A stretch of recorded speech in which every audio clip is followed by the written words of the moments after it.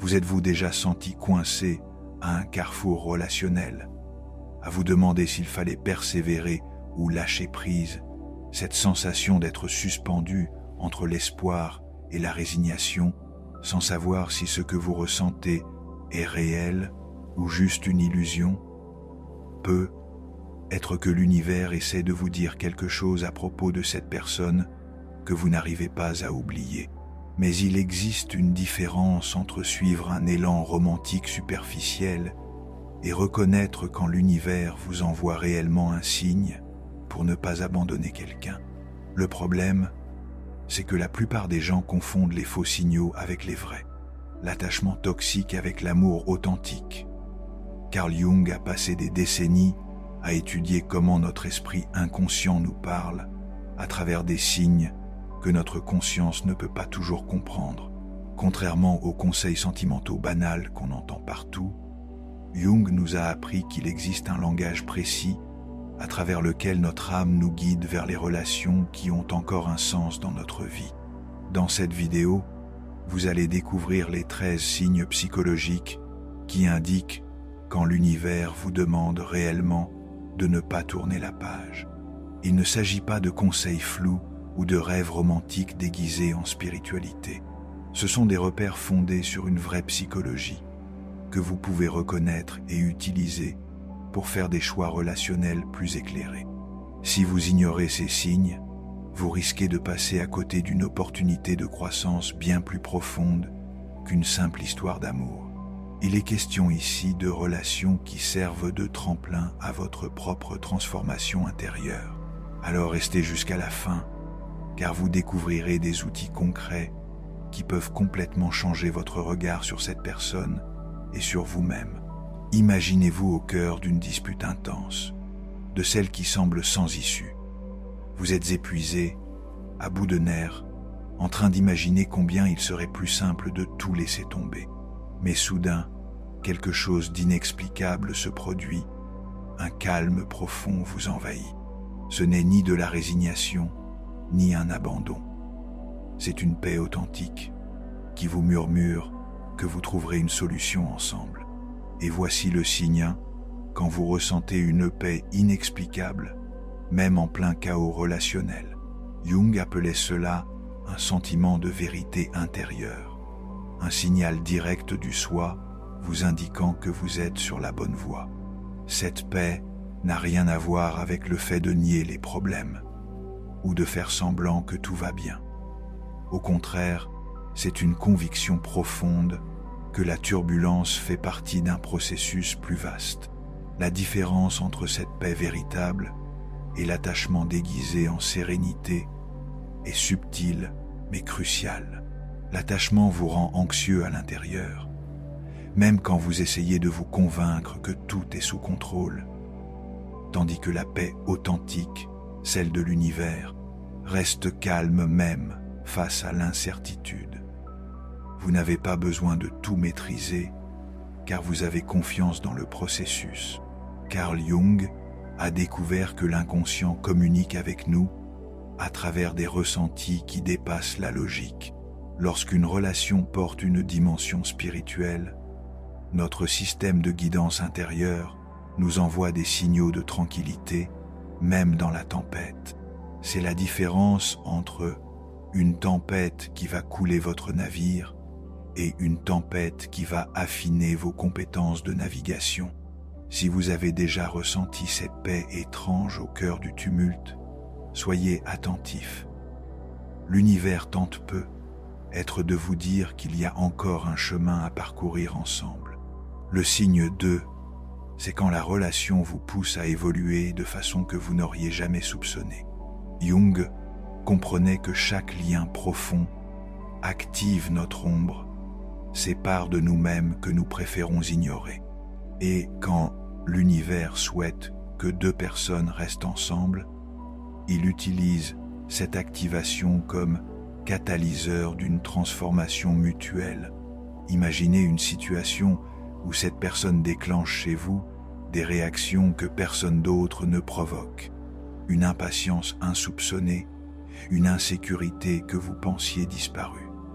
Cela peut d'abord sembler être un mauvais signe, comme si vous étiez fondamentalement incompatibles. Mais en réalité, c'est tout le contraire. L'autre devient un maître spirituel malgré lui, reflétant avec une précision troublante les zones de vous-même qui demandent à évoluer. C'est comme si l'univers avait placé cette personne sur votre route pour révéler, avec une précision chirurgicale, vos angles morts. Et ce qui est fascinant, c'est que vous réveillez aussi en miroir les ombres chez l'autre.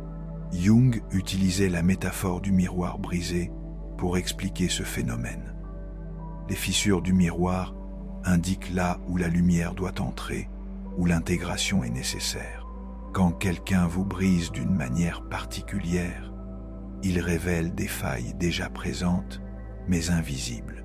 Cette dynamique est inconfortable, mais puissamment transformatrice. Vous vous retrouvez à affronter des peurs inconnues, à développer des qualités jusque-là en sommeil, à apprivoiser des aspects de l'humain qui vous faisaient peur.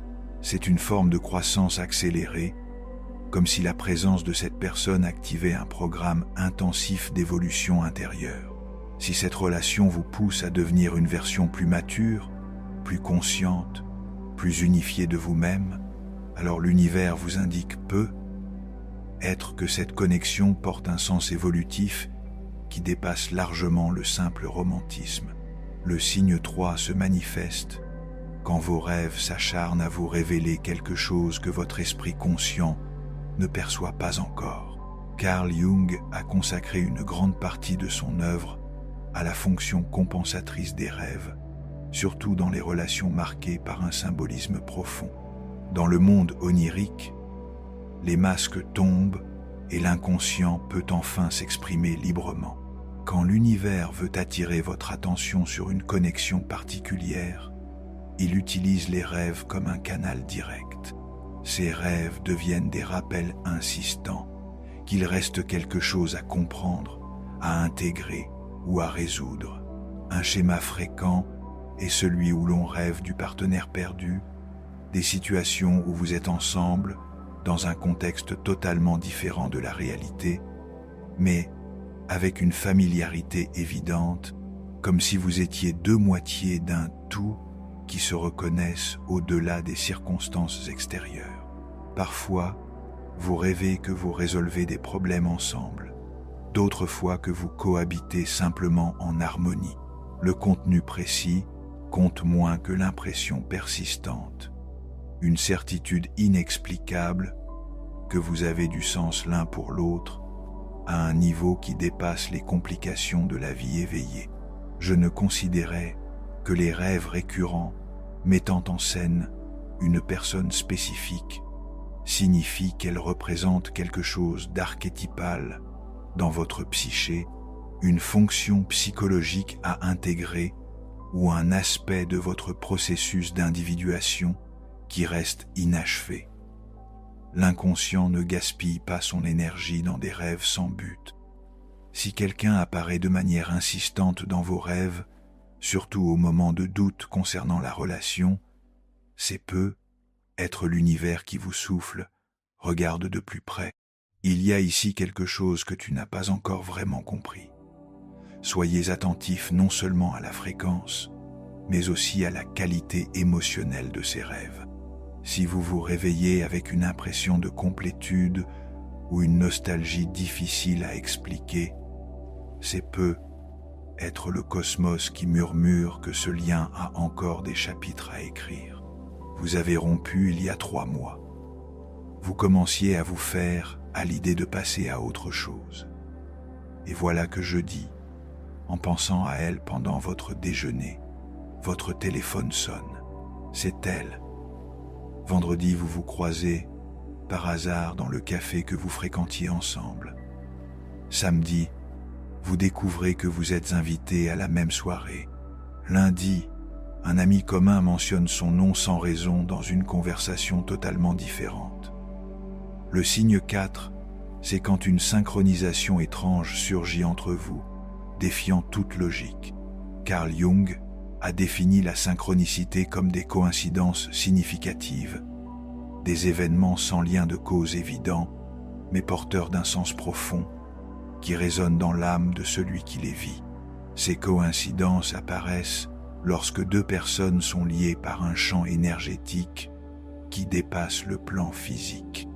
Jung pensait que nous nous rapprochons de l'individuation, notre devenir véritable, quand nous commençons à remarquer et honorer ces synchronicités. Et quand elles concernent une personne spécifique de manière répétée, cela peut signifier que vos destins sont entremêlés. La synchronicité relationnelle ne consiste pas à forcer les rencontres ou à interpréter chaque coïncidence comme un signe mystique. Il s'agit de reconnaître des motifs réellement improbables, qui semblent orchestrés par une intelligence supérieure. Quand vous pensez l'un à l'autre au même instant, et que l'un de vous agit sur cet élan, quand les circonstances extérieures conspirent pour vous réunir, malgré vos efforts pour prendre de la distance, l'univers se sert de la synchronicité comme d'un langage. C'est comme s'il murmurait « Soyez attentifs ». Vous faites partie d'un même récit cosmique. Ces événements agissent comme des rappels, qu'une force plus grande orchestre des rencontres qui dépassent le hasard. Jung a observé que les synchronicités se multiplient lors de périodes de transition profonde ou face à des décisions cruciales.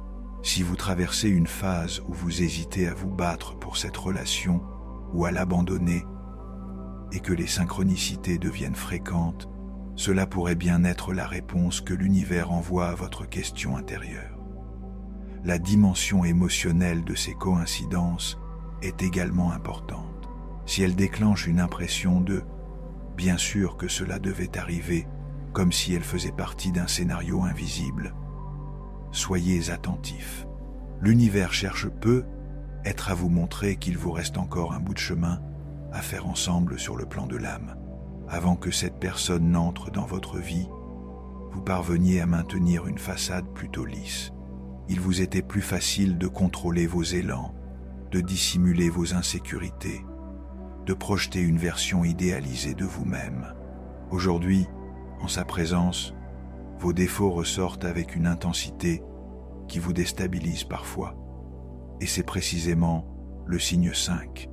Quand vos défauts remontent à la surface et que, paradoxalement, c'est une bonne chose. Jung pensait que les relations authentiques ont le pouvoir d'éveiller notre ombre, non pour nous détruire, mais pour nous révéler les aspects refoulés de notre personnalité qui ont besoin d'être intégrés. Cette personne agit comme un miroir qui vous renvoie vos parts les plus brutes. Peut-être découvrez-vous un côté possessif que vous n'aviez jamais soupçonné, ou bien votre indépendance apparente masque une peur profonde de l'abandon.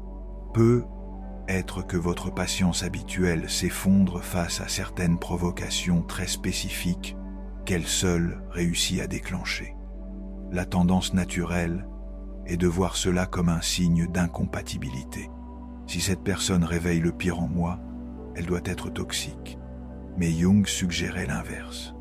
Quand quelqu'un active notre ombre de manière persistante, c'est peut-être parce que l'univers utilise cette dynamique pour favoriser une intégration psychologique.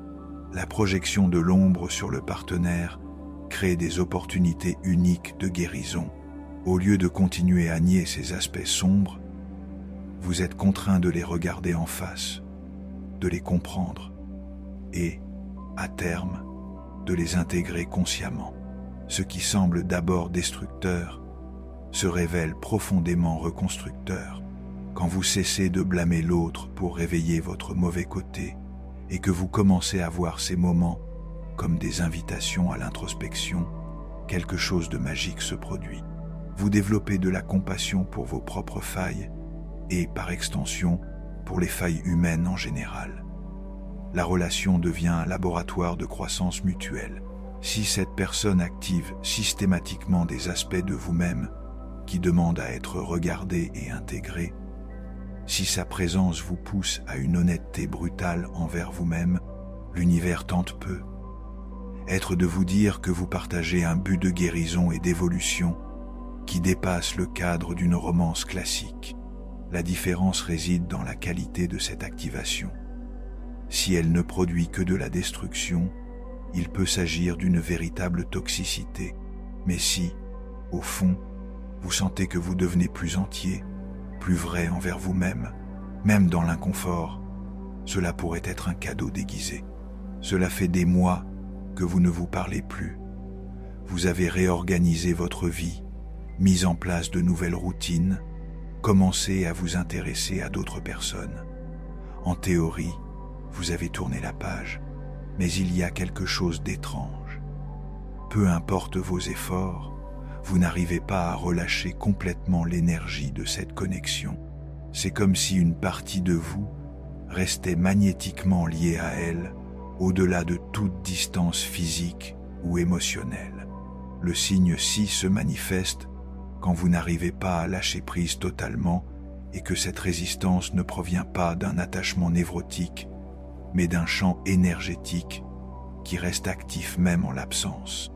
Jung faisait la distinction entre la dépendance émotionnelle, fondée sur la peur et le manque, et les connexions archétypiques qui transcendent la personnalité individuelle pour s'enraciner dans des dynamiques plus profondes de la psyché. Il existe une différence subtile mais cruciale entre ne pas pouvoir oublier par attachement et ne pas pouvoir oublier parce qu'un véritable lien énergétique vous relie encore. L'attachement génère de l'anxiété, un besoin de contrôle, des comportements compulsifs pour rétablir le contact, tandis que la connexion énergétique crée une nostalgie étrange, mais sans panique. C'est comme si une part de vous savait qu'au bon moment, les retrouvailles se feraient naturellement. Cette énergie peut se manifester de multiples façons. Ressentez-vous sa présence subtile à des instants précis, comme si elle pensait à vous, ou bien avez-vous des élans inexplicables de la contacter et découvrez ensuite que cela coïncidait avec un moment important de sa vie. C'est comme s'il existait un canal de communication subliminale, toujours actif malgré les apparences. Jung explorait l'idée que certaines connexions existent sur ce qu'il appelait le plan archétypal, un niveau de réalité où deux personnes incarnent des fonctions psychologiques complémentaires, nécessaires l'une à l'autre pour compléter un processus d'individuation.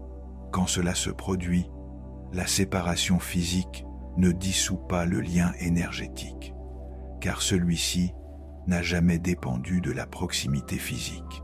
Certaines traditions spirituelles nomment cela une connexion karmique. L'idée que deux âmes ont un travail inachevé à accomplir ensemble et qu'elles continueront d'être attirées l'une vers l'autre jusqu'à ce que cette mission soit accomplie. Peu importe le nom que vous lui donnez, le phénomène est réel. Certaines personnes restent présentes dans notre champ énergétique, même après une longue absence physique. Si vous sentez que cette personne occupe encore un espace en vous qu'aucune autre ne parvient à remplir, si la connexion reste vivante à un niveau subtil après des mois, voire des années de séparation, il se peut que l'univers tente de vous dire que votre histoire n'est pas terminée. Peut-être que vous ne savez pas exactement ce que c'est, peut-être que vous ne pouvez même pas le nommer, mais il existe quelque chose qui n'a de sens que quand vous êtes ensemble. Une mission invisible, une vision partagée, un rêve qu'aucun de vous ne peut accomplir seul. C'est comme si deux pièces d'un puzzle cosmique s'étaient retrouvées. Le signe 7, c'est quand il existe un but partagé, même si vous n'en avez pas encore une clarté totale. Jung étudiait les archétypes du couple créateur, des dynamiques où deux individus ensemble peuvent générer quelque chose qui dépasse la somme de leurs talents individuels, comme Eros et Psyché, symbolisant l'union entre l'amour terrestre et la sagesse spirituelle, ou Shiva et Shakti, représentant la danse cosmique entre conscience et énergie créatrice. Ce but n'a pas besoin d'être spectaculaire aux yeux du monde. Il peut s'agir de fonder une famille avec une dynamique particulière, de mener un projet ensemble, ou simplement de manifester un type d'amour qui inspire les autres. L'essentiel est ce que tous deux sentent qu'ensemble, ils accèdent à une fréquence qui leur échappe quand ils sont séparés. Parfois, ce but se révèle à travers des rêves partagés qui ont émergé indépendamment chez l'un et l'autre. D'autres fois, il se manifeste sous la forme d'un sentiment persistant.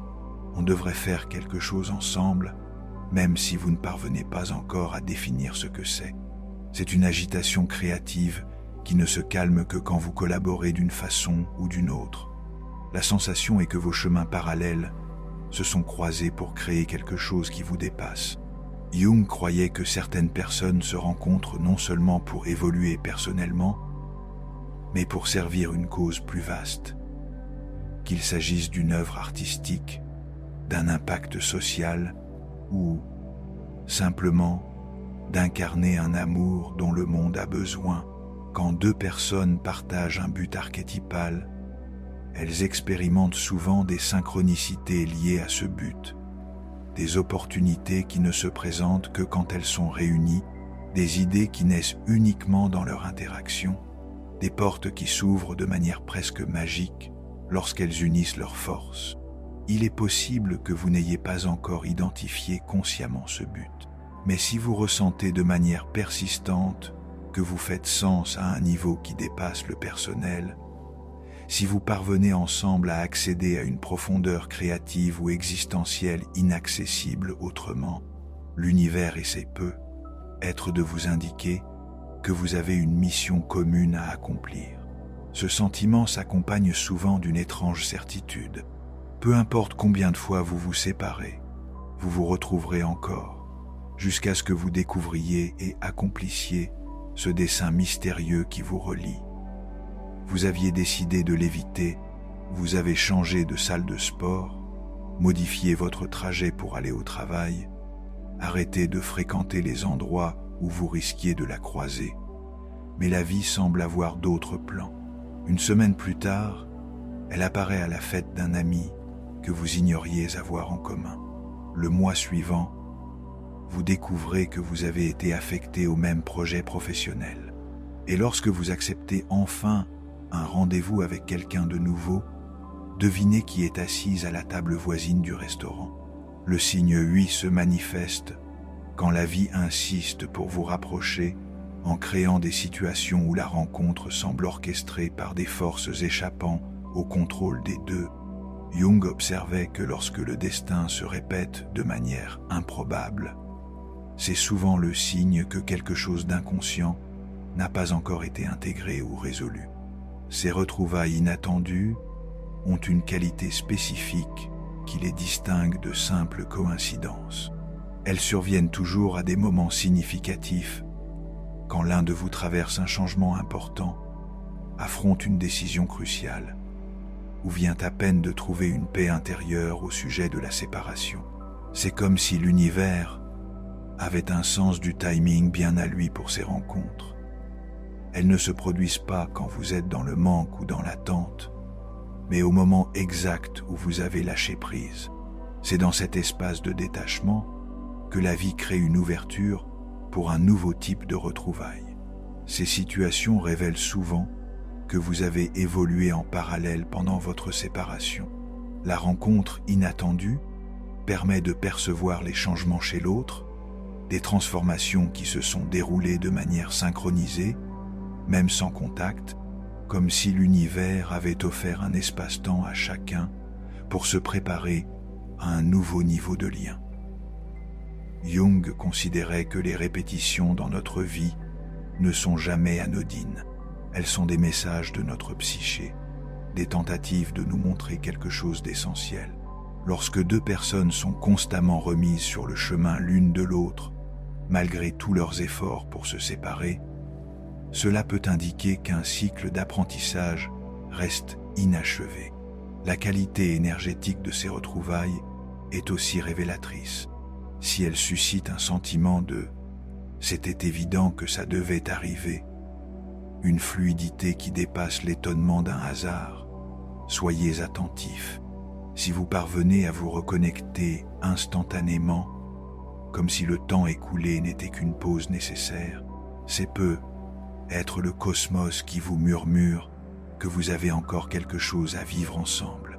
Quand la vie insiste pour créer des occasions de retrouvailles, même quand vous essayez consciemment de prendre des chemins différents, il est peu être temps d'envisager qu'une intelligence supérieure orchestre ces moments pour un but encore inconnu. Avec les autres, vous avez le sentiment de devoir jouer un rôle, adapter votre énergie, surveiller vos mots, cacher certaines facettes de votre personnalité pour être accepté. Mais, avec cette personne en particulier, quelque chose de magique se produit. Vous pouvez être vous-même, sans filtre, sans masque, sans peur du jugement. Le signe 9, c'est quand vous vous sentez plus vous-même en présence de l'autre. Jung faisait la distinction entre la dépendance, où l'on perd son identité face à l'autre, et la catalyse authentique, où la présence de l'autre réveille notre vraie nature. C'est comme si cette personne était la clé qui libérait des parties de vous qui dorment dans d'autres relations. Cette expérience est à l'opposé du fait de se modeler pour plaire. Au contraire, sa présence vous permet de vous étendre vers votre version la plus naturelle. C'est comme si elle créait un champ énergétique où votre authenticité n'est pas seulement en sécurité, mais aussi inévitable. Jung utilisait une métaphore magnifique pour décrire ce phénomène. L'autre n'est pas la flamme qui vous allume, mais la présence qui révèle que vous étiez déjà lumière. Elle ne crée pas votre authenticité. Elle crée simplement les conditions pour qu'elle s'exprime librement. Cela peut se manifester de plusieurs façons. Peut être que vous découvrez un humour chez vous qui n'apparaît qu'en sa compagnie, ou que votre créativité s'épanouit différemment à ses côtés. Il se peut que des aspects de votre personnalité que vous croyez incompatibles avec l'amour trouvent soudain toute leur place dans votre lien. La différence est subtile, mais capitale. Dans les connexions fondées sur la complémentarité névrotique, vous vous sentez complet parce que l'autre comble vos manques.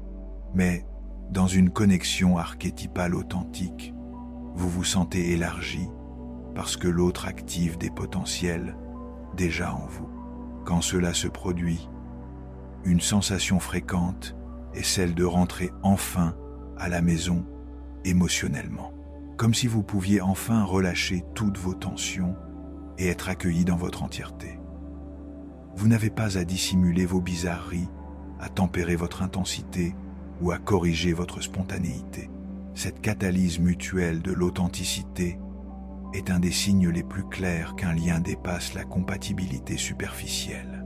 C'est comme si vos fréquences naturelles s'accordèrent d'une façon qui permet à chacun de vibrer dans sa note la plus vraie. Si vous vous sentez en sa présence plus aligné avec qui vous êtes vraiment, si elle réveille des aspects de vous que vous aviez oubliés, si vous pouvez être vulnérable et vrai d'une manière impossible avec d'autres, l'univers tente peu être de vous montrer que vous partagez une fréquence propice à l'épanouissement réciproque de vos véritables natures. Vous vous êtes blessé profondément. Des mots ont été dits, des limites franchies, la confiance brisée. Dans n'importe quelle autre relation, cela aurait signé la fin définitive. Mais quelque chose d'inexplicable se produit. Au lieu de s'installer comme un ressentiment durable, la douleur se transforme peu à peu en compassion. Ce n'est pas que vous oubliez ce qui s'est passé, mais vous parvenez à voir la souffrance qui se cachait derrière les gestes destructeurs. Le signe dit se manifeste quand l'autre vous pardonne sincèrement ou quand vous réussissez à pardonner du fond du cœur.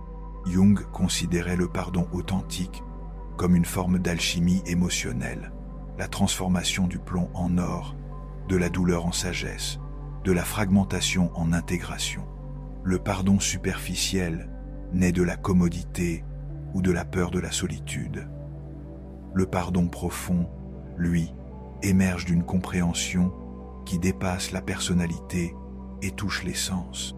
C'est comme si vous parveniez à voir au-delà des actions jusqu'à l'âme blessée qui les a motivées. Ce type de pardon n'est ni faiblesse ni soumission. C'est un acte de puissance spirituelle qui reconnaît que l'amour véritable est plus grand que les erreurs humaines.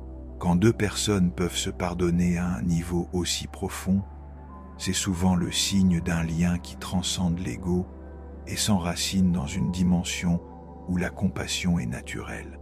Jung observait que le pardon véritable crée l'espace pour une reconstruction sincère.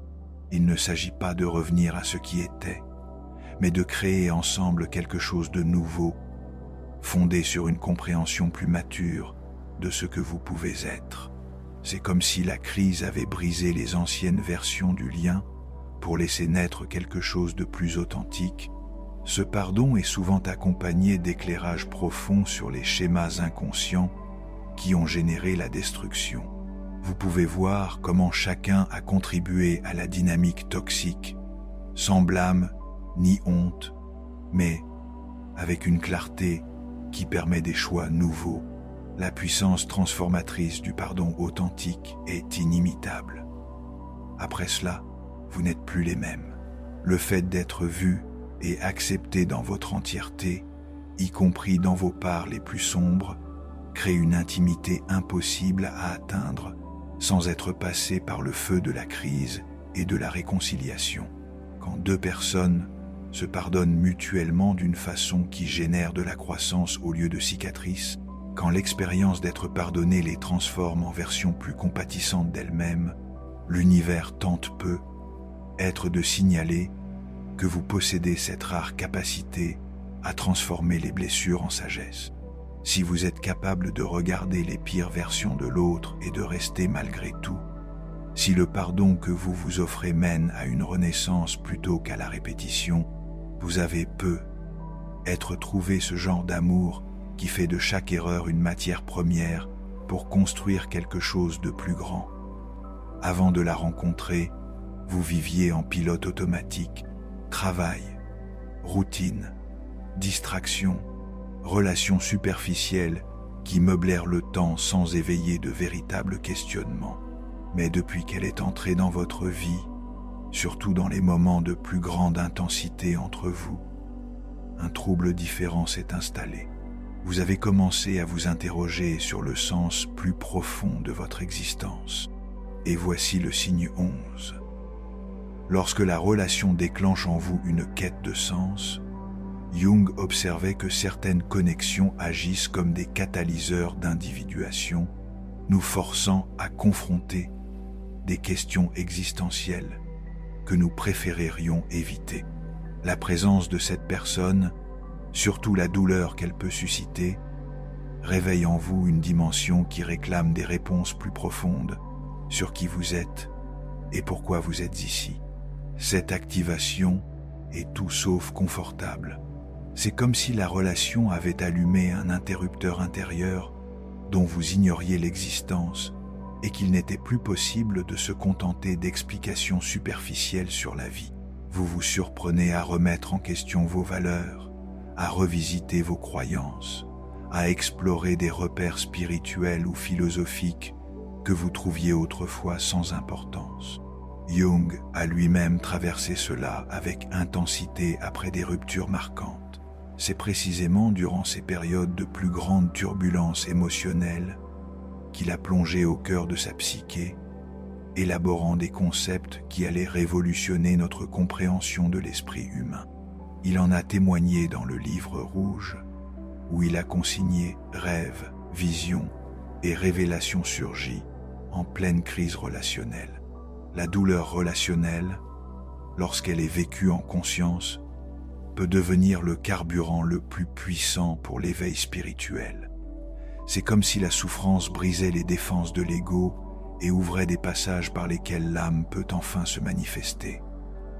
La question cesse d'être « Comment puis-je souffrir moins ?» Lorsque vous enseignez cette douleur, cette quête initiée par la relation dépasse souvent la relation elle-même. vous vous retrouvez à étudier des sujets qui ne vous avaient jamais attiré, à comprendre des schémas de vie répétitifs, jusque-là invisibles, à cultiver un lien avec votre propre profondeur qui n'existait pas auparavant. Si cette personne, et surtout la douleur que vous traversez ensemble, vous pousse à chercher des réponses essentielles sur le sens de la vie, si cette relation vous rend incapable de continuer à vivre dans la superficialité, si vous vous sentez irrésistiblement attiré vers des questionnements existentiels que vous évitiez jusqu'ici, l'univers peut être cette connexion comme porte d'entrée vers votre propre individuation. Jung croyait que certaines personnes entrent dans notre vie non pas pour nous rendre heureux, mais pour nous réveiller. Et lorsque qu'une relation vous pousse sans cesse vers l'introspection et la quête de sens, même à travers la difficulté, c'est peu être le signe qu'elle joue un rôle transformateur dans votre chemin vers votre vérité profonde. Toutes les histoires qui semblent inachevées ne sont pas des échecs. Certaines connexions existent sur un plan qui dépasse les fins conventionnelles du « ils ont fini ensemble » ou « ils ont tourné la page ». Il existe des relations qui sont comme des graines semées dans des dimensions invisibles et qui continuent de germer même quand les conditions extérieures ne permettent pas encore leur floraison.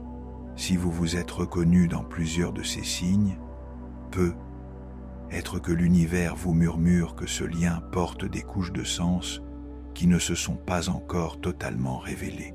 Il ne s'agit pas de s'accrocher désespérément à quelque chose qu'il faut libérer, mais d'honorer la sagesse profonde qui reconnaît lorsqu'un lien transcende les explications habituelles.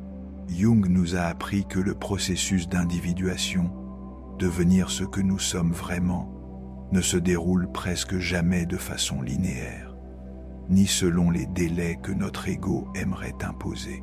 Certaines expériences relationnelles sont des laboratoires intensifs où des parties profondes de la psyché peuvent émerger et s'intégrer. Et peut être que l'essentiel n'est pas de décider s'il faut rester ou partir, mais d'intégrer pleinement ce que cette personne vous révèle sur vous-même. Si cette relation continue de toucher votre âme, si vous parvenez encore à vous catalyser mutuellement vers la croissance, si un magnétisme persiste malgré les obstacles logiques ou pratiques, c'est peu être que ce lien a encore une fonction dans votre vie. L'univers vous demande peu être de faire preuve de patience face à un processus dont le rythme dépasse vos désirs immédiats. La vraie question n'est pas « dois-je abandonner ou continuer à me battre ?» mais « comment puis-je honorer cette connexion d'une manière qui serve la croissance des deux, quelle que soit la forme qu'elle prendra ?» Parfois, cela signifie rester et travailler ensemble. D'autres fois, cela veut dire aimer assez pour laisser partir avec confiance. Si cela doit être, cela sera, au bon moment, sous la bonne forme, quand vous serez prêt à soutenir ce qui vous unit. Si vous avez regardé jusqu'ici et sentez que l'univers vous parle à travers ces signes, écrivez en commentaire « J'ai confiance dans le timing parfait de l'univers ». Votre participation dans les commentaires est essentielle pour que ce contenu touche plus de personnes qui ont besoin d'entendre ce message. Et si cette vidéo a touché votre cœur et que vous souhaitez soutenir notre travail afin que nous puissions continuer à partager des contenus profonds sur la psychologie et les relations, pensez à utiliser le bouton « Merci » juste en dessous. Votre soutien financier est ce qui permet à cette chaîne de grandir et d'atteindre toujours plus de personnes en quête de compréhension des mystères de l'âme humaine. Merci d'avoir été là. On se retrouve dans la prochaine vidéo.